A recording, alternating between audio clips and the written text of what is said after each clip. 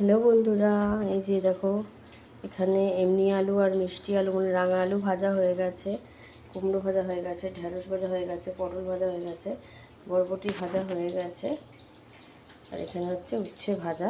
তাহলে এখানে দু রকমের, এর মধ্যে মিষ্টি আলু এমনি আলু দু রকম আলু, 2 3 4 5 6 7 7, আর এখানে হচ্ছে বেগুন।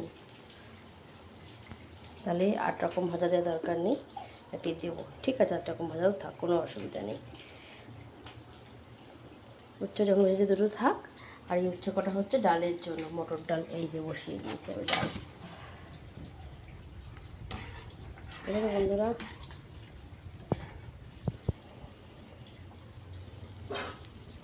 চলো।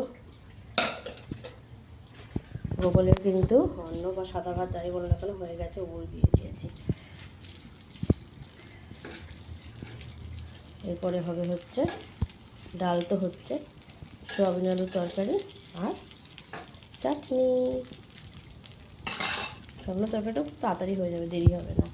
আলু তো কাটাই আছে, এটা আমের খোসা শুদ্ধ আমের চাটনি, তার একটু খোসা কেটে ফেলেছিলাম। এই দেখো, এই কটা হবে খোসা শুদ্ধ আমের চাটনি, শুদ্ধ আমের চাটনি এই কটা, এই যে। আর কটা হচ্ছে সয়াবিনের আলু। চলো তো জোরে দিয়ে দিই, ডালটাও গপ গপ করে ফুটছে। সব ভিডিওগুলো একসাথে পরপর ছাড়বো, একটা একটা করে ছাড়বো না, সময় হবে না এখন।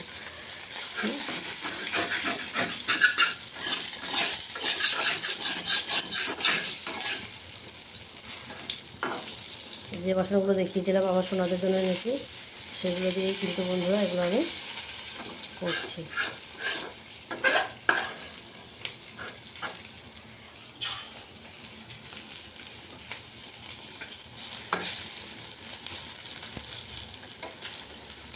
দেখো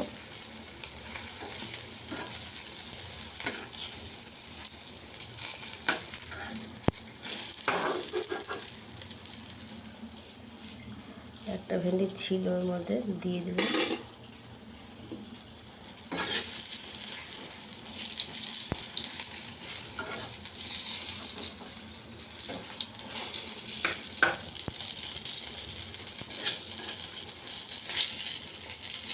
ভাজাভুজি চলছে।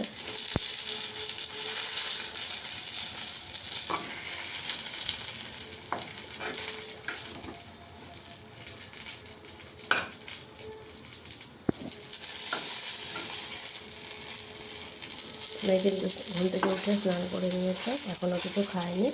গোপালকে দিয়ে তারপরে ভোগ নেবে আজকে। জোরজবরদস্তি করে খাইয়েও দিলাম না, থাক। ভাত ছিল কালকে, একটু দিয়ে দিতে পারতাম, তাহলে না থাক, মন থেকে আছে গোপসোনাদের খেতে দেবে, থাক।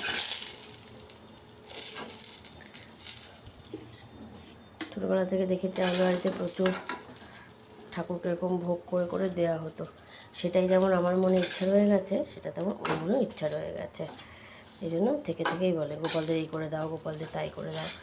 সময় সুযোগ শরীর ভালো মন্দ সবসময় সব কিছুর জোগান হয়ে থাকে না ঘরে, তো সেটা তো বাচ্চার মন বুঝবে না।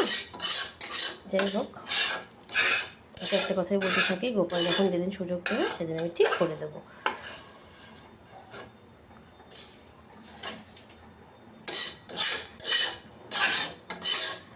চলো বন্ধুরা, এই যে পকোড়া ভাজা থেকে এই যে হলুদগুলো কালো কালো এরকম হয়েছে,